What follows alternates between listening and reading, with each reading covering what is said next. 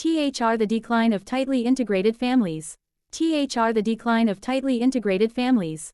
CG. Counterfactual. Is it on tightly integrated families being the same way as they have always been, or is it about tightly integrated families still persisting but in some other way that changes with the times? Tightly integrated family, household arrangement, close proximity and living with family. Family is an all-important value in your social circle and in your life. You should go to reunions with family, you should be friends with all of your cousins, etc. etc. Greater than tightly integrated meaning that all of these aspects of living are integrated with one another. Housing, your finances, share in those emotional burdens of being in a family. We are family.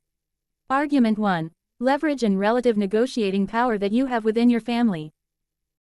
Assumption of OO's case is that a tightly integrated family is authoritative and that it overwhelms you by imposing tradition, etc. etc.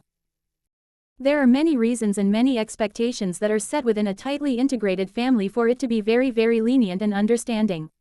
Tightly integrated means that you live with each other and you share a deeper sense of vulnerability and trust with one another, breeds more empathy more than not, and it almost always creates that safer space that allows people to share their grievances with one another. Baseline is family and that we will never abandon one another.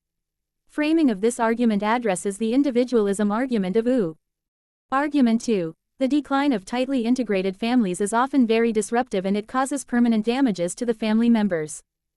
How does this decline happen and why is it a very, very, very disruptive thing? Uncertainty of whether a family member is going to leave the family causes a lot of strain and emotional damage, more unproductive fights, you have more risks of people dividing property and not being able to share in paying for rent, you cannot sustain those houses that you had from long ago, dividing resources in a very, very significant way. Counterfactual. If the decline did not happen, then it is actually quite easier to pool resources for particular individuals that are taking big risks in the family to work or move elsewhere. If people migrate to other countries, if they know that that family will send remittances back and always visit in times of crisis or during holidays, then that's a good and fulfilling stable source for the family to turn to. Argument 3. Identity-based argument.